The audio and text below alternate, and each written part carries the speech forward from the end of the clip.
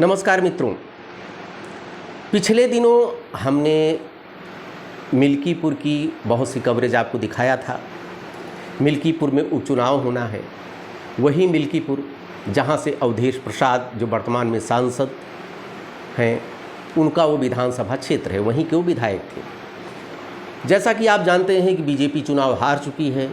BJP के सामने मिल्कीपुर चुनाव जीतना उनके लिए प्रतिष्ठा की बात है, क्योंकि पुरानी जो बीजेपी की किरकिरी हुई थी अयोध्या हारने के बाद, देश विदेशों में भी काफ़ी इनको निराशा हाथ लगी थी। लोग इनको ताना मार रहे थे, अयोध्या वासियों को क्या से क्या नहीं कह रहे थे। उसका ये बदला अगर ले सकते हैं, कुछ रिकवरी कर सकते हैं, तो मिल्कीपुर विधानसभा जीतने के बाद ये कर सकते हैं। मिल्कीपुर विधानसभा का क्या है चुनावी गणित तो बताने जा रहा हूँ, लेकिन अयोध्या के बारे में बीजेपी को लग रहा था कि अयोध्या तो हम जीत ही लेंगे, चूँकि राम मंदिर की प्राण प्रतिष्ठा हुई है, इतना विकास हुआ है, 33,000 करोड़ की परियोजनाएं यहाँ पर चली हैं। यहाँ के जो सांसद लल्लू सिंह जी थे, 2 बार के सांसद रहे, वो 35 वर्षों से विधायक थे। उनको अहंकार हो गया था, उनको लग रहा था कि योगी मोदी सब संभाल लेंगे, हमें जाने की ज़रूरत क्या है। वो प्रचार करने निकले ही नहीं, कुछ शहरी क्षेत्रों में रहे, गांव में गए ही नहीं। उसका परिणाम ये हुआ कि बीजेपी को मुँह खानी पड़ी। लेकिन आज मिल्कीपुर का विधानसभा का चुनाव जितना बीजेपी को किरकिरी झेलनी पड़ी है, इनको लगता है कि अगर मिल्कीपुर का उपचुनाव हम जीत लेते हैं तो उस जख्म को कुछ भरा जा सकता है। इसीलिए मित्रों, इस समय मुख्यमंत्री योगी आदित्यनाथ मिल्कीपुर में ही अपनी नज़र रखे हैं। यहाँ का खुद उन्होंने अपने प्रभार अपने अंडर में लिया है, मिल्कीपुर और कटहरी का। तो अब आता हूँ मेन मुद्दे पर। मिल्कीपुर का क्या है समीकरण जो हमको एहसास हुआ, वो अब आपको बताने की कोशिश करता हूँ। कुछ चीज़ें भाजपा के पक्ष में हैं तो कुछ चीज़ें सपा के पक्ष में। लड़ाई तो सीधी होनी है, त्रिकोणात्मक नहीं होगी। बस जो त्रिकोणात्मक लड़ाई, तीसरा वही पार्टी कुछ, चाहे वो सपा का नुकसान करे चाहे भाजपा का करे, सपा का ज़्यादा होने की चांसेस है। आगे मैं उसके पक्ष में आपको तर्क देता हूँ। मित्रों, पहला फैक्टर जो भाजपा के पक्ष में है, चूँकि मिल्कीपुर विधानसभा से अवधेश प्रसाद जी मात्र 7,800 वोटों की लीड थी इनकी, जबकि मिल्कीपुर के वो स्वयं विधायक थे। उसके बावजूद कम लीड होना ये चिंता का विषय है। दूसरी चीज़ ये है कि बीएसपी नगण्य थी। बीएसपी ने एक ब्राह्मण चेहरा उतारा था जो कभी मिल्कीपुर विधानसभा में गया ही नहीं। मिल्कीपुर विधानसभा में बीएसपी एकदम जीरो थी, सारे वोट उसके सपा को ट्रांसफ़र हो गए। और तीसरा आरोप जो लग रहा है अवधेश प्रसाद के ऊपर, परिवारवाद का जो आरोप लग रहा है, वो भी भाजपा को संजीवनी दे सकता है। इसके अलावा आप कह सकते हैं कि एक इस समय ज्वलंत मुद्दा है जो भाजपा ये मान के चल रही है कि हमको इसका लाभ मिलेगा। अब वो तो वक्त बताएगा कि भाजपा को इसका लाभ मिलता है कि नहीं मिलता है, लेकिन बीजेपी को ऐसा लग रहा है कि इसका लाभ हमको मिलेगा। वो है भदरसा कांड। भदरसा कांड में एक नाबालिग बच्ची के साथ दुष्कर्म हुआ, मुस्लिम ने दुष्कर्म किया, वो लोग जेल में हैं और सरकार ने कार्रवाई की। इनको लगता है कि भदरसा कांड का लाभ बीजेपी को मिलना तय है। मित्रों, ये तो रही बीजेपी की। और इधर अब सपा की चर्चा मैं करता हूँ आपके सामने। सपा में जो अवधेश प्रसाद जी हैं, वो एक ज़मीनी नेता है, घर घर पर उनकी पकड़ है। उन्होंने एक चीज़ और बता दूं मित्रों, घर घर में नौकरियां इतनी अवधेश प्रसाद ने बांटा है कि आज तक ऐसा कोई नेता हुआ ही नहीं। और उन्होंने कभी जीवन में सत्ता का दुरुपयोग नहीं किया, सत्ता का केवल लाभ ही जनता को पहुंचाया है। 9 बार के विधायक, 6 बार के मंत्री, उसमें 4 बार कैबिनेट मंत्री, समाज कल्याण विभाग जो मिला था तो उन्होंने नौकरियां रेवड़ी की तरह बांटा है। मिल्कीपुर विधानसभा में, इसको जनता अभी तक भूल नहीं पाती है। वो सपा बसपा जाए चूल्ही भार में, उनकी एक व्यक्तिगत अपनी पहचान भी है अवधेश प्रसाद से, लेकिन उसके बावजूद केवल 7,800 वोटों की लीड लेना ये भी थोड़ा चिंता का विषय है। ये सपा के लिए है। दूसरी चीज़, इनकी सवर्णों में बहुत अच्छी पकड़ है। सवर्ण जो ब्राह्मण क्षत्रिय वैश्य है, ये माने जाते हैं बीजेपी की कोर वोट बैंक। लेकिन मिल्कीपुर विधानसभा में जो मैंने देखा कि सवर्णों में भी अवधेश प्रसाद की बहुत अच्छी पकड़ है, और एक कह सकते हैं कि पीडीए जो एक नारा था, उसने सपा को बहुत लाभ पहुंचाया। अब आने वाले उपचुनाव में देखना है वो कितना लाभ सपा को पहुंचा पाता है, ये तो वक्त बताएगा। लेकिन सपा को ऐसा लगता है कि पीडीए हमारे लिए एक रामबाण होगा।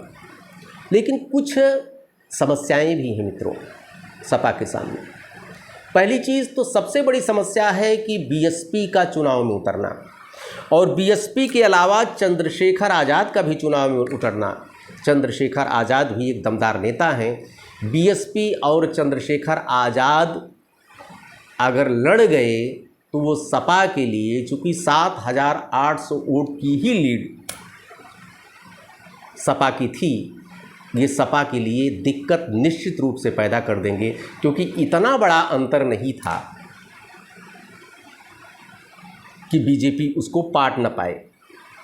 इसलिए सपा के सामने ये बहुत बड़ी समस्या है। और भदरसा कांड जो अभी ज्वलंत मुद्दा है अयोध्या का जो हो गया है, वो भी सपा की राह में रोड़ा है। अब अगर वहाँ पर मतदाताओं के, जैसा कि आप जानते हैं कि वर्तमान समय में राजनीति मित्रों इतनी दूषित हो गई है कि जातिवाद अपनी चरम पर है। यहाँ तक कि लोग अपनी जाति के डॉक्टर से ऑपरेशन कराना पसंद करते हैं। जो जाति का सूत्रपात बिहार में लालू प्रसाद यादव ने किया, उसी को पुष्पित पल्लवित किया मुलायम सिंह यादव ने। हालांकि अखिलेश यादव उतने कट्टर जातिवादी नहीं कहे जा सकते हैं, लेकिन कहीं न कहीं जातिवाद 1993 के बाद जो पनपा, उसमें अखिलेश यादव की बहुत बड़ी देन है। और जातिवाद के सामने विकास मुद्दा गौड़ हो जाता है। आप सर पटक डालिए, जनता के लिए कितना भी कर डालिए। आपने देखा कि अयोध्या में बीजेपी ने क्या नहीं किया, योगी मोदी ने, उसके बावजूद इनके सारे विकास पर जाति भारी पड़ गई। और 3.5 लाख पासी समुदाय का मतदाता ने अवधेश प्रसाद को विजयी बना दिया। आज वो सांसद हैं। अगर जातीय गणित पर ध्यान दिया जाए तो पासी बिरादरी मिल्कीपुर में लगभग 55,000 है। ब्राह्मण बिरादरी मित्रों 65,000 है। सबसे ज़्यादा मतदाता ब्राह्मण के हैं। हाँ, ये अलग बात है कि ब्राह्मण 65,000 आप न गिनिए, मुश्किल से 25,000 मतदाता वोट दे दें, वो बहुत बड़ी बात है। तीसरे यादव 55,000 हैं, जो सपा का वोट बैंक है। चौथे मुस्लिम 23,000 समथिंग है। मुस्लिम और यादव तो निश्चित रूप से सपा के साथ रहेंगे ही रहें। सबसे बड़ा खतरे की घंटी है अवधेश प्रसाद के लिए। ये भी बता दें, अवधेश प्रसाद के पुत्र को टिकट दिया जा शायद लगभग फाइनल कर दिया है सपा ने। तब से उनके ऊपर परिवारवाद का एक आरोप लग भी रहा है। और दूसरा, उनकी बिरादरी से भी उनको समस्या होने वाली है, राह में रोड़ा अटकाएगी। चूँकि चंद्रशेखर और मायावती अगर लड़ते हैं, अगर इनका प्रत्याशी उतरता है, तो निश्चित रूप से सीधा उसका नुकसान जो होगा वो सपा को होगा। लेकिन सपा के अवधेश प्रसाद एक धुरंधर नेता है। और एक और भी बीच में एक बात बता दूं आपको कि जो बीजेपी के कैंडिडेट थे गोरखनाथ, अभी बीजेपी का कोई, जिस तरह सपा के सामने चेहरा है अवधेश प्रसाद का, इस तरह बीजेपी के सामने कोई चेहरा मिल्कीपुर विधानसभा में बीजेपी के पास नहीं है। उनके पास है कि बस पार्टी का जनाधार गोरखनाथ बाबा के प्रति मिल्कीपुर विधानसभा में जो पूरा पहले विधायक थे, इतना आक्रोश है कि कोई उनको फूटी आंख देखना भी नहीं पसंद करता। स्पेशली उनकी जाति बिरादरी तो छोड़ दीजिए, सवर्णों में इतना भयंकर आक्रोश है, क्योंकि जैसा कि माना जाता है कि गोरखनाथ बाबा ने जो है ज़मीन कब्जा की, गलत लोगों की संगत की, और ब्राह्मण बिरादरी तो इनसे बहुत नाराज़ है, क्योंकि ब्राह्मणों के ऊपर सबसे ज़्यादा SC/ST एक्ट जो लगवाया वो गोरखनाथ बाबा ने लगवाया। ऐसा लोगों को कहना है कि गोरखनाथ बाबा को अगर टिकट मिलता है तो बीजेपी के जो कट्टर समर्थक हुए वो भी कहे कि गोरखनाथ को हराने के लिए भले ही हमको सपा को वोट दे देना पड़े, लेकिन गोरखनाथ बाबा कतई स्वीकार नहीं। तो इस तरह मित्रों, जो आपके सामने विश्लेषण मैंने प्रस्तुत किया, कुछ बीजेपी के पक्ष में है, कुछ सपा के पक्ष में है। जहां सपा के सामने एक ज़मीनी दमदार नेता है, वहीं बीजेपी के सामने उनका गणित और वर्तमान समय में जो परिस्थितियां बीजेपी के पक्ष में है, चाहे भदरसा कांड ले लीजिए, चाहे बीएसपी और चंद्रशेखर आज़ाद की एंट्री भी मिल्कीपुर विधानसभा में निश्चित रूप से बीजेपी को मजबूत बनाती है। हालांकि अवधेश प्रसाद एक मज़े खिलाड़ी हैं, तो तारीफ़ मैं करूंगा कि इतना भदरसा कांड इतना हो गया, वो लोग फजीहत हो गए जो यहाँ के छुटभैया नेता हैं, उनको आगे कर दिया गया। गाली तो सबसे ज़्यादा वो खा रहे हैं। अखिलेश यादव एक शब्द खाली निकला कि DNA का टेस्ट जांच करा लिया जाए, लेकिन अवधेश प्रसाद इतने मज़े खिलाड़ी हैं, एक भी उनकी तरफ से ऐसा स्टेट बैंक ऐसा कोई स्टेटमेंट उन्होंने नहीं दिया जिससे कि यहाँ आम जनमानस को किसी तरह से दुख दे, आहत करे।